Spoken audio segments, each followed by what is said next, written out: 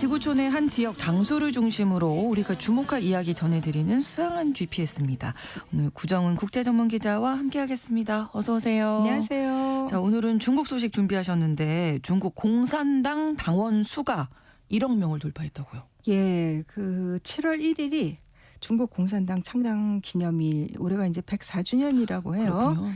그래서 원래 이 창당 기념일 직전에 작년 한 해 동안 몇 명 늘었나 이렇게 공개를 하는데 네. 이번에 공개된 숫자를 보니까 1억 27만 명. 와, 어마어마하죠. 웬만한 나라 한 두 그러네요. 개쯤 세울 수 있는. 네. 네, 물론 뭐 다당제 민주국가에 우리가 아는 정당들하고는 뭐 다르죠. 그렇죠. 당원이 되면은 월급 중에서 최대한 2%까지를 당비로 낸대요.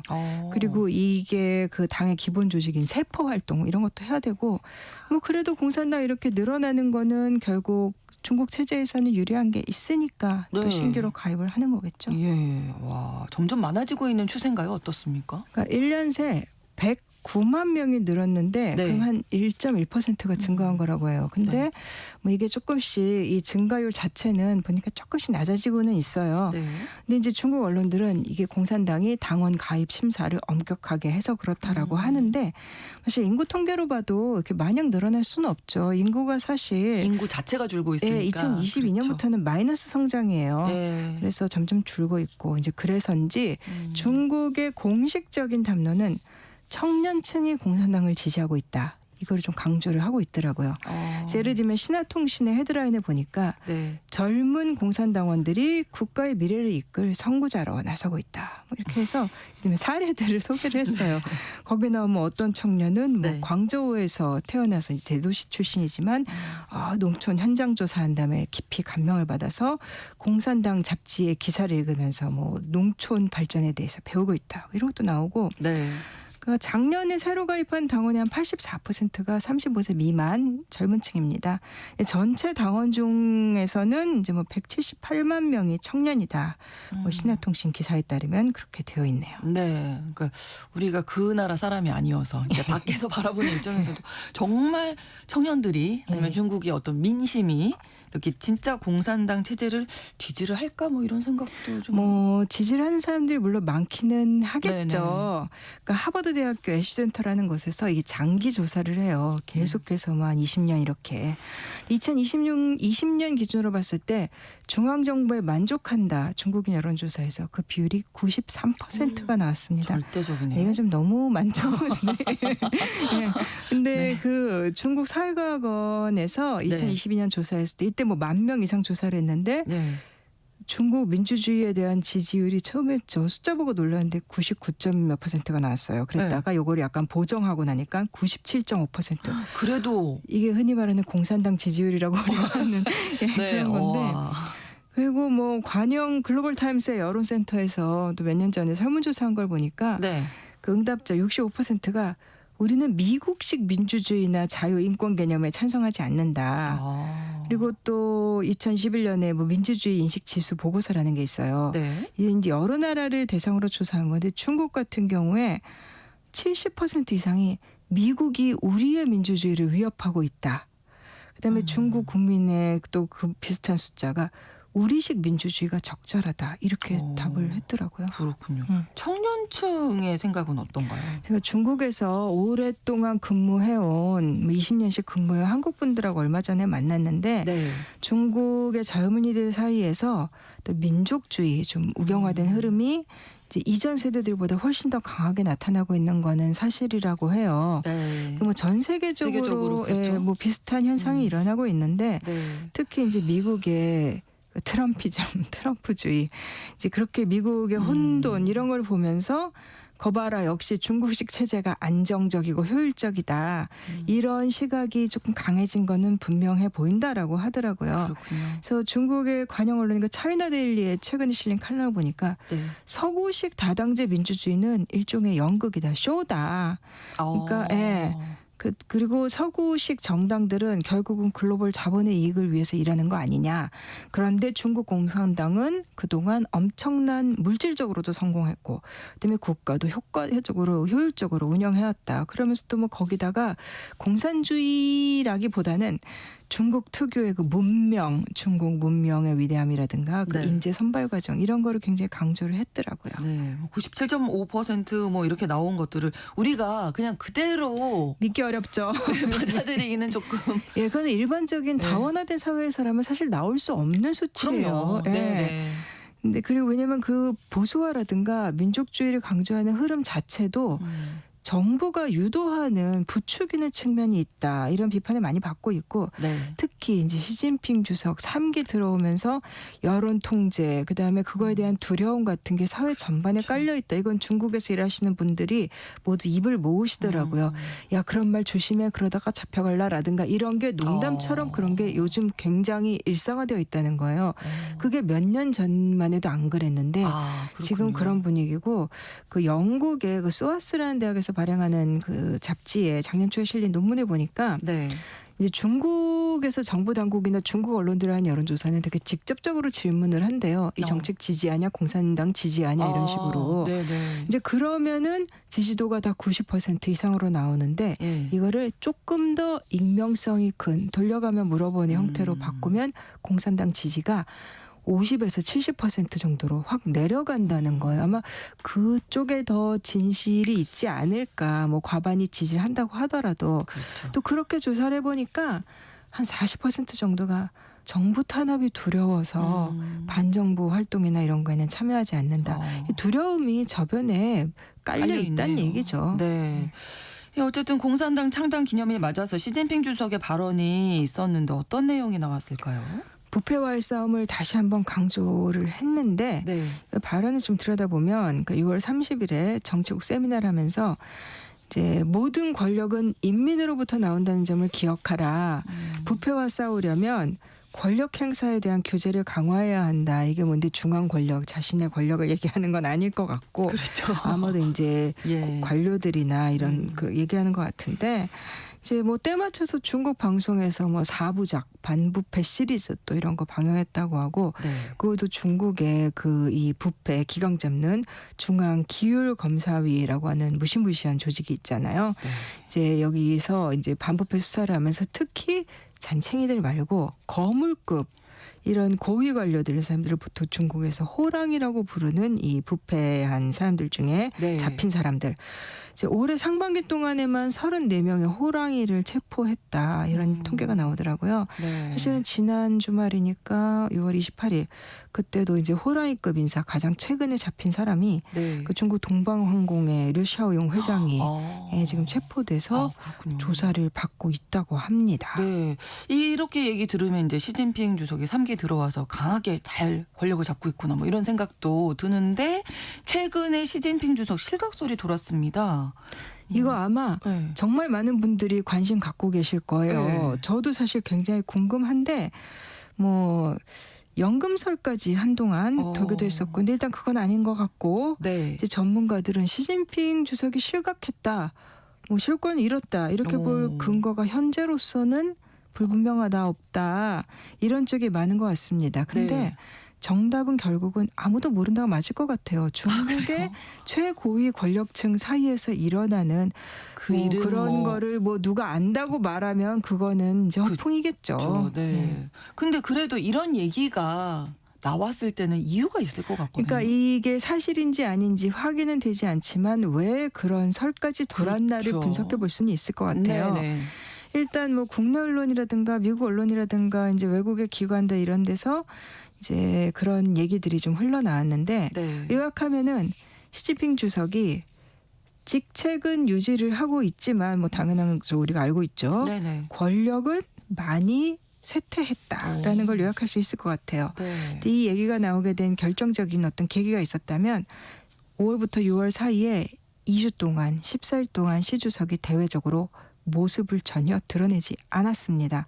그러면서 이제 뭐 실각했냐 연금설까지 나왔던 건데 또 그 기간에 뭐 이례적으로 인민일보나 신화통신 같은 중국의 언론들에서도 시 주석의 동향에 대한 보도가 사라졌다는 거예요. 근데 그 6월 초에 시 주석이 다시 등장을 했고 그 네. 루카셴코 벨라루스 대통령과 회담을 했는데 그러고 다시 나왔는데 어떤 화려한 행보가 아니라 상대적으로 조용하게 재등장했더라. 네. 그 뭐 여러 가지 카더라 소문이 많은데요. 예. 뭐 개인 경호원이 절반으로 줄었다더라. 그 시진핑 주석의 아버지인 그 시중신 옛날에 공산당 관료였죠. 화려한 묘소가 격화됐다더라. 그리고 또 뭐 도널드 트럼프 미국 대통령하고 시 주석이 통화를 했는데 네. 중국의 국영 방송들이 시 주석을 주석 직함 없이 언급을 했다는 거예요. 근데 나중에 이 부분은 언론들이 실수였다. 네. 그래서 수정을 하긴 했습니다만 그래도 좀 이례적인 일 아닌가요? 예, 그랬었죠. 군 안에서도 미묘한 움직임이 감지된다고요. 뭐 시진핑 충성파인 군 고위층이 밀려났다라는 얘기들이 나왔는데요. 이제 공산당 중앙군사위원회 부주석이었던 허웨이동이라는 사람 이제 체포돼서 반부패 조사 받았다. 이게 올 4월에 그 영국의 파이낸셜 타임스가 보도했던 거였고. 네. 그다음에 해군 제독인 мя오하라는 사람은 작년 11월 말에 뭐 심각한 규율 위반 때문에 직무정지됐다. 이렇게 이건 중국 쪽에서 공식적으로 발표가 나왔습니다. 네. 이 사람은 4월 말에 전인대 그 전국 인민대표대회 상무위원회에서 쫓겨났고 그다음에 6월 말에는 중앙군사위원회에서 축출이 됐습니다. 네. 그리고 또 린샹양 장군도 이 사람 이제 2월 말 이후에 사라졌다라고 하고 근데 이 세 사람이 전부 다 시진핑 주석의 오랜 측근이라는 거예요. 근데 물론 군을 장악하는 거는 어느 지도자에게나 뭐 중요할 수 있습니다만 네. 이제 뭐 예를 들면 장쩌민 전 주석이 그 뒤에 호신타오 주석 집권한 다음에도 이 군사위 주석 자리는 내놓지 않고 있어서 조금 알력 있고 그런 예가 있어요. 네. 근데 이제 중국 군부는 사실 지도부 교체라든가 지도부를 결정하는 과정에서 이제 막후 역할 이런 걸 하지는 않습니다. 네. 그런 전례는 없고요. 군부의 역할을 강조하는 거는 중국이 권위주의 체제다 보니까 네. 이 권위주의 국가에 대한 이제 서방의 너무 상투적인 그런 군부가 중요한 거 아니야? 이런 조금 그런 해석일 수도 있는데 네. 그러니까 확대 해석을 하는 거는 좀 안 될 것 같고요. 그렇죠. 그러니까 군부에서 뭐 반시진핑 움직임이 일고 있다 뭐 이렇게까지 해석하기보다는 현재로서는 네. 어쨌든 인사로 봤을 때 시 주석의 장악력이 조금 떨어진 걸로 봐야 하는가 네. 이런 정도로 보시면 될 것 같습니다. 그리고 또 그렇다면 만약에 권력 투쟁이라든가 뭐 이런 갈등이 벌어지고 있다면 네. 이런 측면에서 주목받은 사람이 장 여우시아 장군이라는 사람이 있어요. 이 시진핑 아버지 시중신하고 친구였던 이 장종신 장군의 아들, 그러니까 여기도 역시 2대에 걸친 공산당의 주요 인사죠. 네. 이 사람이 원래는 시 주석이 3년임까지 하는데 도움을 준 것으로 알려졌었는데 네. 뒤에는 시 주석하고 좀 갈등을 빚었다는 거예요.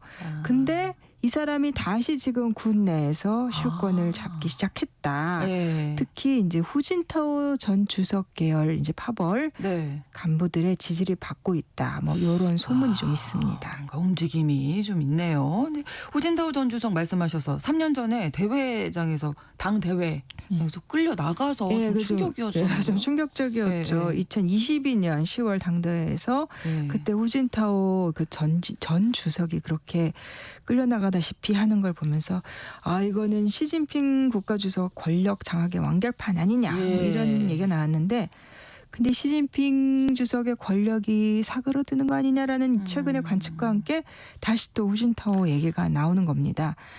근데 좀 전에 그 시진핑 주석이 보이지 않았던 거 하나, 그 다음에 군 내부의 인사 문제, 네. 그다음에 세 번째로 시진핑 실각설, 이른바 실각설 근거로 제시되는 게 그러니까 2023년까지 부총리를 지내고 지금은 그 인민정치협상회의 정협이라고 하죠. 여기 부주석인 후춘화라는 인물이 다시 활발한 활동을 하고 있다는 거예요. 이 후춘화라는 사람은 그러니까 후진타오 리커창의 계보를 잇는 일종의 좀 공산당 내 온건파 개혁파로 분류되는 사람이었는데 네. 물론 뭐 이게 어디까지가 사실이고 뭐 어떤 그렇죠. 해석이 맞는 건지 현재로서는 단언할 수는 없고 저는 그냥 현상만 말씀드리는 겁니다. 네, 뭐 시진핑 후계자까지 일각에서는 또 거론된다고. 네, 그 뭐 잠재적인 후계자 리스크가 돈다더라. 이렇게 중국에서도 뭐 일종의 찌라시 같은 걸로도 돌고. 네. 근데 뭐 시진핑 주석이 그 루카셴코 대통령이랑 만날 때 보니까 건강이 좋지 않아 보이더라 이런 얘기도 있었습니다. 그래서 뭐 건강이 악화돼서 오는 8월에 공산당 전체 회의에서 물러나거나 아니면 순전히 의례적인 직책만 맡을 수도 있지 않느냐 이런 약간의 추측성 보도들이 좀 있었고요. 네. 사실은 근데 5월 정치국 회의 때 이미 뭐 시진핑 퇴진이 결정됐다더라 이런 루머도 있었기 때문에 어디까지 믿어야 할지는 알 수 그러게요. 없습니다. 근데 네. 다만 이제 일부 언론들은 이 기수관료 출신이 왕량이 후계자로 거론되고 있다 이런 보도가 있는데 네. 왕량은 덩샤오핑 시절에 발탁된 사람이고요. 네. 좀 시장 친화적인 인물로 알려져 있는데 어쨌든 지금 뭐 후계자까지 거론이 되고는 있습니다. 그러게요. 카더라 뭐 이런 소문들이 많은데 현재로서는 이제 뭐 예측하기는 조금 예, 섣부르다. 어렵다. 왜 그러냐면 네. 지금까지 말씀드린 내용들이 일단 팩트인지 자체가 확인이 안 되지 되는 않는 부분이고 거고. 그다음에 네. 그것들이 사실이라 하더라도 네. 내부에서 만약에 치열한 무언가가 벌어지고 있다면 상황이 유동적이라고 봐야 될 것 같고 네, 네. 근데 이제 2027년 말에 21차 전국 대표 대회 이제 공산당 일종의 전당대회죠. 이 당대회가 내후년에. 열려요. 네. 근데 공산당 헌장에 따르면 이 총서기는 중앙위원회 전체 회의나 아니면은 전체 이 당 대회에서만 해임할 수 있습니다.